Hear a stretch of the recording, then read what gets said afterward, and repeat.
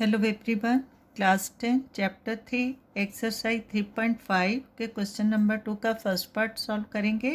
Question है for which values of a and b does the following pair of linear equations have an infinite number of solutions. Given pair of linear equation में a और B की क्या value put up करें कि जो pair of linear equations है इनके infinite number of solutions हो जाएं। ठीक है, फर्स्ट इक्वेशन है 2x plus 3y is equal to 7 and second equation a minus b x plus a plus b y is equal to 3a plus b minus 2।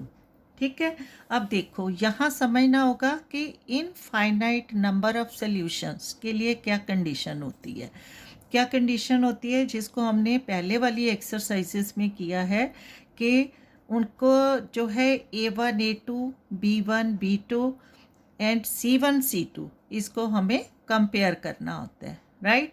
ठीक है, देखो यहाँ 2x plus 3y is equal to 7 किस form में है इसे, is in the form of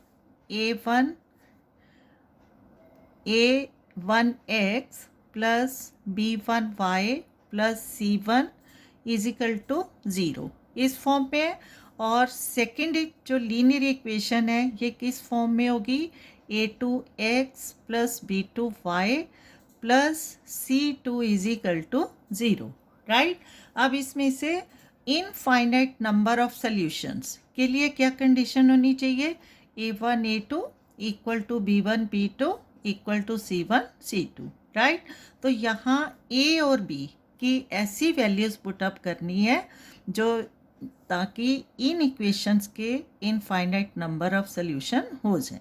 ठीक है, अब इसका जो सॉल्यूशन है तो कैसे स्टार्ट करेंगे, for infinite number of solutions condition क्या होनी चाहिए। ठीक है, लिखेंगे for infinite number of solutions condition होती है A1 A2 is equal to B1 by B2 is equal to C1 by C2, right.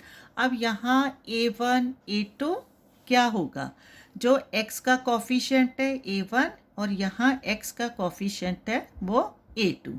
ठीक है, तो A1 बाय A2 क्या आ जाएगा 2, x का कोफिशिएंट 2 अपॉन x का coefficient a minus b, right, is equal to b का coefficient means जो b है y का कोफिशिएंट 3 बाय यहाँ y का कोफिशिएंट क्या है a plus b is equal to, अब 7 कांस्टेंट टर्म है C1 और ये जो है कांस्टेंट टर्म है C2, ये दोनों इक्वल के राइट साइड हैं। ठीक है, तो इसको हम डायरेक्ट लिखेंगे 7 upon 3a plus b minus 2, right. अब ये हमने ऑलरेडी इक्वल लिखा क्योंकि इनफाइनाइट नंबर ऑफ सॉल्यूशंस की यही कंडीशन है। तो इसके लिए पहले हम दो जो है टर्म्स इसको हम सॉल्व करेंगे। ठीक है, तो लिखेंगे यहाँ for A1 A2 is equal to B1 B2। पहले इन दोनों टर्म्स को सॉल्व करेंगे। A1 A2 क्या है 2 upon a minus b is equal to 3 upon a plus b. इनको कैसे करेंगे सॉल्व, क्रॉस मल्टीप्लीकेशन से। ठीक है, 2 को इंटू करेंगे a plus b is equal to 3 into a minus b, right. अब 2 into a 2a plus 2 into b 2b is equal to 3 into a 3a minus 3 into b 3b, right. अब सारी terms को हमने क्या करना है, इन दोनों टर्म्स को भी लेफ्ट साइड लेकर आना है। तो हो जाएगा 2a plus 2b plus 3a है, लेफ्ट साइड आकर माइनस 3 है, माइनस 3 लेफ्ट साइड आकर plus 3b is equal to 0। अब 2a minus 3a minus a हो जाएगा और plus 2b plus 3b plus 5b is equal to 0 और ये आ जाएगी इक्वेशन नंबर 1, राइट। अब 4 यहीं पे इसको कर लेते हैं 4 किस कंडीशन के लिए, b1 by b2 is equal to c1 by c2, ठीक है। तो यहाँ लिखेंगे for b1 by b2 is equal to c1 by c2। b1 by b2 क्या है, 3 upon a plus b is equal to c1 by c2, 7 upon 3a plus b minus 2। अब यहाँ पर भी हम क्या करेंगे, क्रॉस मल्टीप्लीकेशन, राइट। अब 3 इंटू क्या हो जाएगा, 3a plus b minus 2 is equal to 7 into a plus b, right. अब 3 into 3a 9a plus 3 into b 3b minus 3 into 2 6 is equal to 7 into a 7a plus 7 into b 7b, right. अब इन दोनों terms को भी हमने left side लेकर आना है, तो हो जाएगा 9a plus 3b minus 6 minus 7a minus 7b is equal to 0, right. अब इनको सॉल्व करना है, 9a माइनस 7a क्या हो जाएगा, 2a plus 3b minus 7b minus 4b और माइनस 6 है, इसको हम राइट साइड ले जाएंगे तो क्या हो जाएगा, प्लस 6, क्लियर। अब इसको हमने जो है टर्म्स को सॉल्व करना है, ठीक है। और ये इक्वेशन 2। अब देखो equation first and equation second, इन दोनों को हम किसी भी मेथड से सॉल्व करेंगे, ठीक है। क्या क्या मेथड है हमारे पास, मेथड्स हैं, इसका सब्स्टिट्यूशन मेथड है और एलिमिनेशन मेथड है और थर्ड मेथड है क्रॉस मल्टीप्लिकेशन, ठीक है।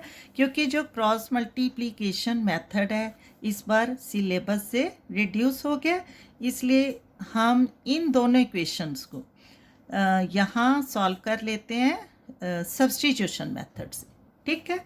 तो यहाँ लिखेंगे by substitution method, by substitution method. अब बाय सब्स्टिट्यूशन मेथड क्या होता है, दोनों इक्वेशंस में से किसी भी एक इक्वेशन में से a या b की वैल्यू को लेंगे, ठीक है। तो ये लिखेंगे फ्रॉम इक्वेशन फर्स्ट क्या आ जाएगा, फर्स्ट इक्वेशन है minus a plus 5b is equal to 0, तो यहाँ क्या लेंगे 5b is equal to a, minus a है राइट साइड जाकर प्लस a हो गया और यहाँ हमें क्या मिल रही है, a की वैल्यू 5b, ठीक है। और इसको इक्वेशन नंबर 3 का नाम देंगे। अब पुटिंग या सब्स्टिट्यूटिंग लिख सकते हैं, putting a is equal to 5b in equation 2, ठीक है। इक्वेशन 2 क्या है हमारे पास, 2a minus 4b is equal to 6 और a की वैल्यू 5b, तो क्या आ जाएगा 2 into 5b minus 4b is equal to 6 और इसको सॉल्व करेंगे, 2 5 द 10b minus 4b is equal to 6, 10b minus 4b 6b is equal to 6, right. और b की वैल्यू क्या आ जाएगी, 6 बाई 6 b का मल्टीपल है, राइट साइड जाकर डिवाइड बाय 6 से कैंसिल आउट हो जाएगा और b की वैल्यू 1, ठीक है। यहाँ b की वैल्यू 1, फर्स्ट वैल्यू आ गई जो हमने फाइंड आउट करनी थी। अगेन क्या करना है, इस b की वैल्यू को इक्वेशन नंबर 3 में पुट अप करेंगे, ठीक है। तो लिखेंगे पुटिंग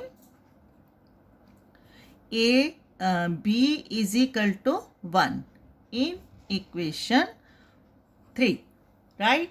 इक्वेशन 3 क्या है? 5b इज इक्वल टू ए, या इसको हम लिख सकते हैं a is equal to 5b, a is equal to 5 into 1, a is equal to 5। Clear?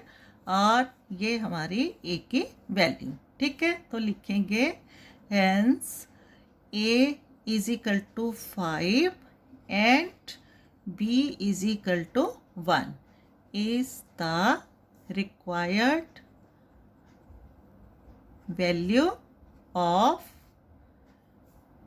a and b, ठीक है।